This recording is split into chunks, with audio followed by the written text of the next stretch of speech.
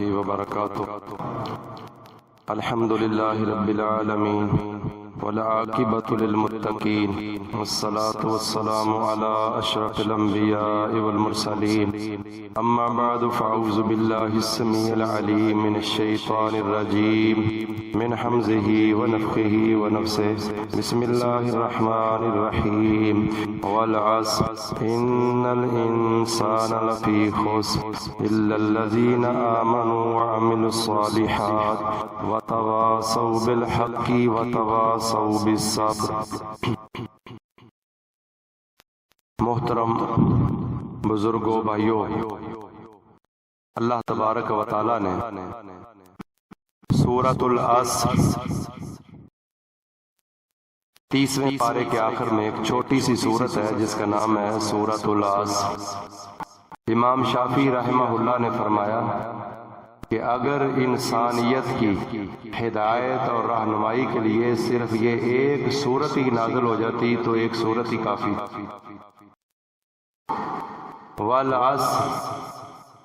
قسم ہے زمانے کی یا قسم ہے عصر کے وقت کی۔ عصر کا وقت بہت زیادہ مشغولیت کا وقت ہوتا ہے۔ اللہ تبارک و تعالیٰ نے اس کی قسم کھا کے اس کی اہمیت کو اجاگر کیا، حتیٰ کہ عصر کی نماز، اس کے متعلق نبی صلی اللہ علیہ وسلم نے فرمایا کہ من ترک صلاۃ العصر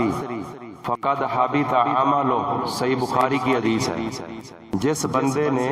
عصر کی نماز چھوڑ دی، ترک کر دی، اس کے عمل برباد ہوگا۔ جب ہم نیکی کرتے ہیں، یہ رمضان المبارک نیکیوں کا موسم بہار تھا،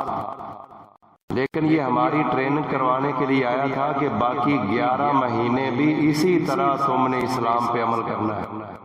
بلکہ اگر رمضان کی قدر نہیں ہو سکی تو ابھی بھی کی جا سکتی ہے، اور زندگی کے کسی بھی لمحے کو قیمتی بنایا جا سکتا ہے۔ والعصر ایک حدیث میں فرمایا، اس کا علماء نے شرح یہ کی ہے کہ اگر ایک شخص چاروں نمازیں بھی پڑھتا ہے، پورا دن نیکیاں کرتا ہے، صرف عصر کی نماز جان بوجھ کر چھوڑ دیتا ہے، ساری نیکیاں ایک طرف، عصر کی نماز کا چھوڑنا ایک طرف، ساری نیکیاں اس کی برباد ہو گئی ہیں، اس کا کوئی فائدہ اسے قیامت کو نہیں ملے گا۔ اور اگر کوئی شخص ہر روز صرف عصر کی نماز چھوڑے رکھتا ہے اور باقی عمل کر رہا ہے تو گویا ساری زندگی کی نیکیاں اور عصر کی نماز کا ترک، یہ گناہ آپس میں برابر ہو جائیں گے، اور پلڑے کے اندر نیکی جھک نہیں سکتی، برابر ہو کر ڈیلیٹ ہوگی، اس سے فائدہ نہیں ہوگا۔ اور دوسری حدیث صحیح بخاری شریف کے اندر یہ ہے کہ نبی کریم صلی اللہ علیہ وسلم نے فرمایا کہ من فاتہ صلاۃ العصر فکأنما وتر اہلہ ومالہ، اور ایک لغت یہ ہے فکأنما وتر اہلہ ومالہ، جس بندے کی عصر کی نماز فوت ہو گئی، اللہ کے نبی صلی اللہ علیہ وسلم نے فرمایا وہ ایسے سمجھ لے کہ جیسے اس کے بیوی بچے مال دولت اس سے چھین لیا گیا، یا فکأنما وتر اہلہ ومالہ، کہ اس کے بیوی بچے تباہ و برباد کر دیے گئے۔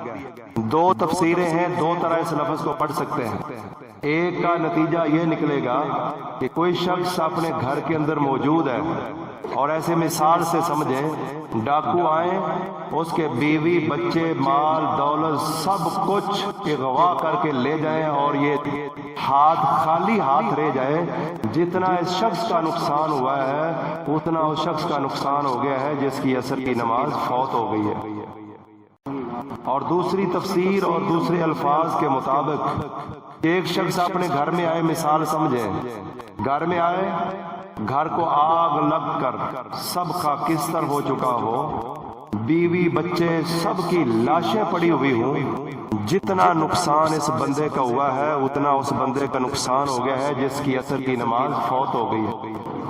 والعصر ان الانسان لفی خسر، ہر انسان یقیناً خسارے کے اندر ہے، ہر انسان خسارے کے اندر ہے۔ سوائے ان لوگوں کے جن میں 4 صفتیں ہیں: ایمان بالغیب، عمل صالح، امر بالتواصی بالحق یعنی امر بالمعروف نہی عن المنکر، اور تواصی بالصبر۔ کیا معنی؟ صبر 3 طرح کا ہوتا ہے، اللہ ہمیں 3 طرح کا صبر کرنے کی توفیق عطا فرمائے۔ ایک صبر ہے نیکی کے اوپر ڈٹ جانا۔ نماز پڑھنا مشکل ہے، روزہ رکھنا مشکل ہے، زکوٰۃ دینا، مالی محبت اگر بہت زیادہ ہو تو مشکل ہو جاتا ہے، لیکن یہ انسان ڈٹ جاتا ہے کہ میں نے نماز بھی پڑھنی ہے، روزہ بھی رکھنا ہے، زکوٰۃ بھی دینی ہے، حج بھی کرنا ہے، اور دیگر اگر جہاد فرض ہے یا مستحب ہے تو استحباباً یا وجوباً میں نے جہاد بھی کرنا ہے۔ اپنے آپ کو نیکی کے اوپر لے کر کھڑا ہو جاتا ہے تو ایک صبر یہ ہے، یعنی نیکی کے اوپر ڈٹ جاؤ۔ اور دوسرا صبر یہ ہے کہ گناہ بڑا مرغوب ہے، گناہ کرنے کو دل چاہتا ہے۔ اگر انسان اپنی عقل کو، شعور اور فہم کو، قرآن و سنت کے ادراک کو اگر ذہن میں نہ لائے تو نیکی انسان، برائی انسان کو مرغوب لگتی ہے۔ نیکی ایسے محسوس ہوتی ہے جیسے ہر قدم پہاڑی کے اوپر اٹھ رہا ہے، پہاڑی پر بندہ چڑھ رہا ہے، سوائے اس بندے کے جس کے دل میں ایمان کی حلاوت اور مٹھاس پیدا ہو جائے، اس کے لیے نیکی آسان ہو جاتی ہے۔ اللہ تعالیٰ نے فرمایا وَإِنَّهَا لَكَبِيرَةٌ إِلَّا عَلَى الْخَاشِعِينَ، نماز یہ بہت بوجھل ہے لیکن جن کے دل میں خشوع ہے ان کے لیے نہیں، ان کے لیے جُعِلَتْ قُرَّةُ عَيْنِي فِي الصَّلَاةِ، نماز جب تک نہ پڑھے ان کی آنکھیں ٹھنڈی نہیں ہوتی۔ لیکن گناہ اگر انسان کے دل میں وہ شعور، وجدان قرآن و سنت والا نہ ہو تو گناہ بڑا مرغوب ہے۔ خود اللہ کے نبی صلی اللہ علیہ وسلم نے ارشاد فرمایا حفت النار بالشہوات وحفت الجنت بالمکارہ، اللہ کے نبی صلی اللہ علیہ وسلم نے فرمایا جہنم جو ہے اس کو خواہشات کے ساتھ گھیرا ڈال دیا گیا ہے۔ انسان اپنی خواہش پر چلتا جائے گا، وہ باڑ کراس کرتا جائے گا، آخر کار جہنم میں گر جائے گا۔ وحفت الجنت بالمکارہ، اور جنت جو ہے اس کا ارد گرد ڈھانپا گیا ہے مشکل کاموں کے ساتھ، یعنی اگر ہم مشکلات کو عبور کر کے یہ باڑ کراس کرتے جائیں تو آگے ٹھکانا جنت ہے، لیکن اگر خواہشات کے باڑ کو عبور کرتے جائیں تو آگے ٹھکانا جہنم ہے۔ محترم بزرگوں بھائیوں، اس لیے صبر کی 3 قسمیں ہیں۔ ایمان، اللہ تبارک و تعالی ہمارے ایمان کو مضبوط فرمائے مزید۔ عمل صالح، یہ رمضان کا روزہ بھی عمل صالح ہے، یہ تراویح بھی عمل صالح، یہ نماز بھی عمل صالح، دیگر عبادات عمل صالح، حتیٰ کہ گناہ کا ترک وہ بھی عمل صالح۔ ایک انسان جھوٹ اس لیے نہیں بولتا کہ اللہ رسول نے منع کیا ہے، اس کو اس کا بھی اجر و ثواب ملے گا۔ ایک شخص خیانت نہیں کرتا کہ اللہ رسول نے منع کیا ہے، خیانت نہ کرنے کا بھی اجر و ثواب ہے۔ پورا تولتا ہے، پورا تولنے کا بھی اجر و ثواب ہے۔ بیوی بچوں پہ خرچ کرتا ہے اللہ رسول کے حکم کے مطابق، اس کا بھی اجر و ثواب ہے۔ رات کو سوتا ہے، صبح میں فجر کی نماز با جماعت پڑھوں گا، اس سونے کا بھی اللہ تبارک و تعالی اجر و ثواب بنا دیتا ہے۔ تو مومن تواصی بالحق، ایک دوسرے کو حق بات کی نصیحت کرنا، گویا کہ دوسرے لفظوں میں امر بالمعروف، نیکی کا حکم دینا اور برائی سے منع کرنا، اور تواصی بالصبر، خود بھی صبر کرنا، لوگوں کو بھی صبر کی تلقین کرنا۔ اور صبر 3 طرح کا ہے، نیکی کے اوپر ڈٹ جانے کا صبر، گناہ سے بچ جانے کا صبر۔ انسان کا دل چاہتا ہے کہ روزہ نہ رکھوں، مشکل ہے، لیکن روزہ نہ رکھنا گناہ ہے، اور اس طرح انسان کا دل چاہتا ہے راستے کے اندر اپنی نظر کو اٹھاؤں، لیکن وہ سوچتا ہے یہ گناہ کا کام ہے، صبر کرتا ہے، نظر کو جھکا لیتا ہے۔ ایک لذت نظر اٹھانے میں ہے، ایک لذت نظر جھکانے میں ہے۔ جو لذت نظر جھکانے میں ہے وہ لذت نظر اٹھانے میں نہیں ہے، لیکن آئے گی اس کو جس کے دل میں ایمان کی چاشنی اور حلاوت موجود ہے۔ محترم بزرگ بھائیوں، نیکی کرنے پر ڈٹ جانا، برائی سے بچنے پر ڈٹ جانا، اور تیسرا صبر ہے کوئی پریشانی آ جائے، کوئی بیماری آ جائے، مالی تنگی آ جائے، کوئی مصیبت آ جائے، کوئی دکھ آ جائے، کوئی درد آ جائے، بیٹی کی طرف سے رشتے کے اندر کوئی تکلیف آ جائے، کسی قسم کی دنیا کی کوئی ٹینشن آ جائے، یہ انسان صبر کرتا ہے کہ یا اللہ یہ بھی تیری طرف سے ہے، مجھے اس پر اجر و ثواب عطا فرمانا، تو پھر یاد رکھیں کہ اللہ تبارک و تعالیٰ صلے کیا دیتا ہے ہمارے لیے۔ ایوب علیہ السلام کی زندگی کو، انبیاء و رسل کی زندگیاں، صحابہ کرام تابعین اعظام کی زندگیوں کو اللہ نے ہمارے لیے اسوہ اور نمونہ بنایا ہے۔ سیدنا ایوب علیہ السلام جن کو اللہ تبارک و تعالیٰ نے صابر قرار دیا ہے، ایوب علیہ السلام کے بارے میں سلسلہ صحیحہ میں 17 نمبر حدیث ہے، اللہ کے نبی صلی اللہ علیہ وسلم نے ارشاد فرمایا لابس بہ بلاؤہ 18 سنہ، 18 سال ان کی آزمائش رہی، 18 سال بیمار رہے ایوب علیہ السلام۔ اللہ کے نبی نے فرمایا قریبی لوگ بھی چھوڑ گئے، بعیدی بھی چھوڑ گئے، مال و دولت بھی ان سے چھین لیا گیا، 18 سال کے عرصے کے اندر بیمار رہے، حتیٰ کہ صرف 2 بھائی، بیوی ان کی خدمت کر رہی ہے، 2 بھائی ان کا پراپر خیال رکھتے ہیں۔ ایک دن ان 2 بھائیوں میں سے ایک دوسرے سے کہنے لگا کہ ایوب علیہ السلام نے اللہ کی کوئی ایسی نافرمانی گناہ کیا ہے کہ اللہ کی مخلوق میں سے وہ گناہ کسی نے نہیں کیا۔ استغفر اللہ۔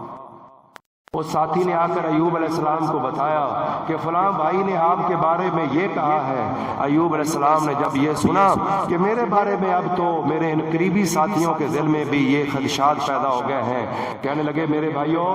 مجھے کوئی گناہ یاد نہیں ہے، میں تو وہ شخص ہوں جب 2 بندے آپس میں جھگڑ رہے ہوتے تھے، میں ان کے پاس سے گزرتا، وہ اللہ کا نام لے رہے ہوتے، قسم کھا رہے ہوتے تھے، میں سوچتا ایک کی قسم سچی ہے، ایک کی جھوٹی ہے، ایک اللہ کا نام صحیح لے رہا ہے، ایک اللہ کا نام جھوٹا لے رہا ہے، میں گھر آ کر ان کی طرف سے کفارہ دیتا کہ یا اللہ ان کو معاف کر دینا۔ میں تو لوگوں کے کفارے دیتا تھا،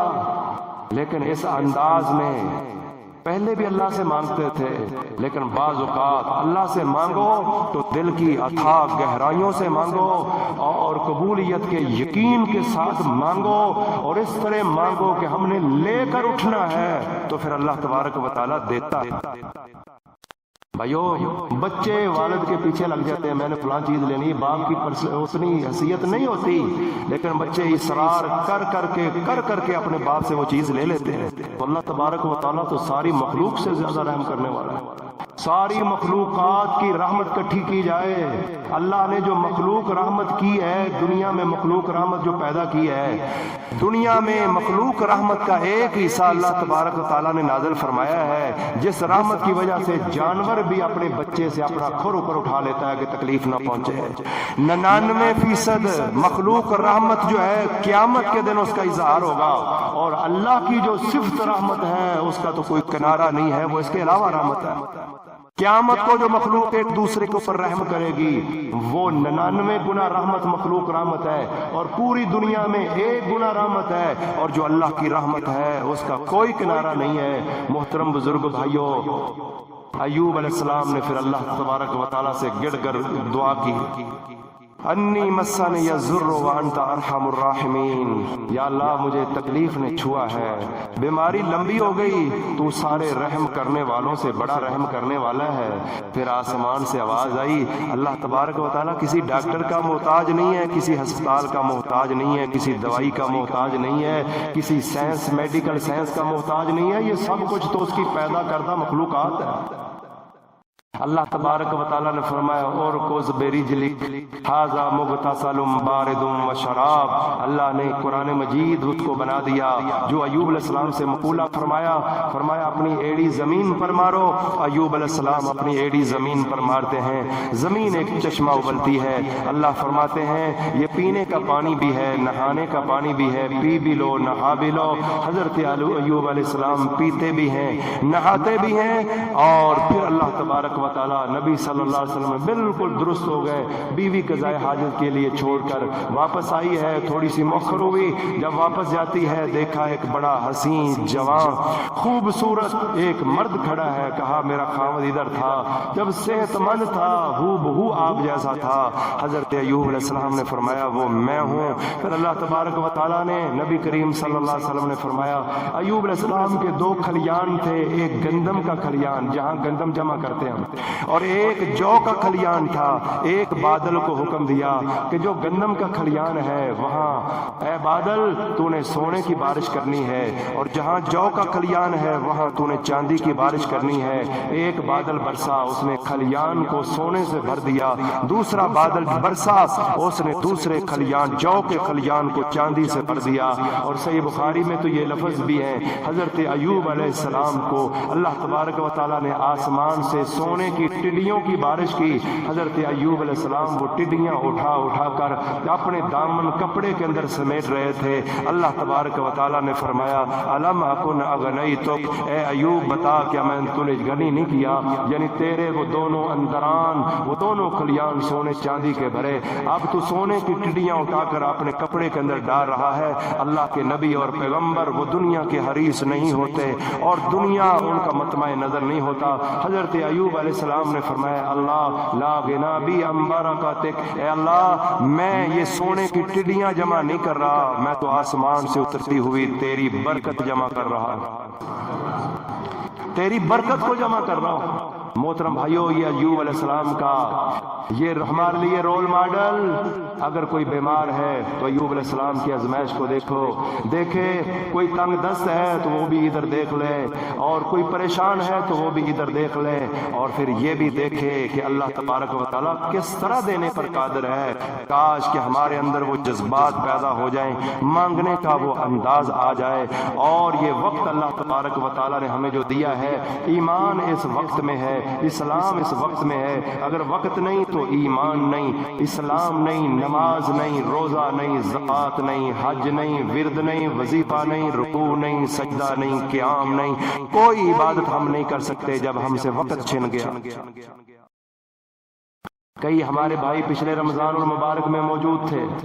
اب نہیں ہیں، کچھ نے کچھ روزے پائے ہیں، سارے روزے نہیں پا سکے۔ زندگی کا کوئی بھروسہ نہیں ہے، کون سا سانس ہمارا آخری سانس ہو، کون سا منٹ، کون سا گھنٹہ، کون سا دن، کون سی رات، کون سا ہفتہ، کون سا سال ہمارا آخری ہو، ہمیں کوئی پتہ نہیں ہے۔ بس وقت کو غنیمت جانیں اور اس کو قیمتی سمجھیں۔ اپنے چہرے رسول اللہ صلی اللہ علیہ وسلم کے مطابق اپنا بیٹھنا، اپنا اٹھنا، اپنا کھانا، اپنا پینا، لباس، خوراک، حجامت، شادی، غمی، لین دین، تجارت، خرید و فروخت، یہ ذمہ دارا اور یہ سب مزدوری، محنت، سب کچھ اللہ اور اس کے رسول کے طریقے کے مطابق کر لیں۔ نہ جانے کون سی نیکی اللہ تبارک و تعالیٰ کی بارگاہ کے اندر قبول ہو جائے اور اللہ تبارک و تعالیٰ نجات کا ذریعہ بنا دے۔ آپ چونکہ ذمہ دار لوگ ہیں، کام کاج سے بھی آئے ہیں، میں نہیں چاہتا زیادہ دیر آپ کے درمیان حائل ہوں،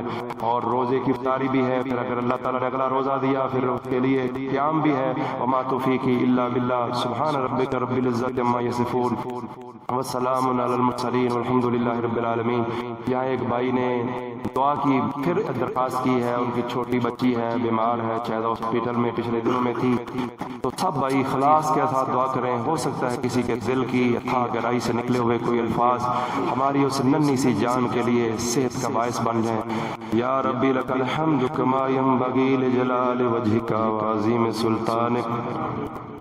اللهم إنا نعوذ برضاك من سخطك وبمعافاتك من عقوبتك ونعوذ بك منك لا نحصي ثناء عليك أنت كما أثنيت على نفسك اللهم صل على محمد وعلى آل محمد كما صليت على إبراهيم وعلى آل إبراهيم إنك حميد مجيد اللهم بارك على محمد وعلى آل محمد كما باركت على إبراهيم وعلى آل إبراهيم إنك حميد مجيد يا حي يا قيوم برحمتك نستغيث اذهب الباس رب الناس واشف انت الشافي لا شفاء الا شفاؤك شفاء لا يغادر سقما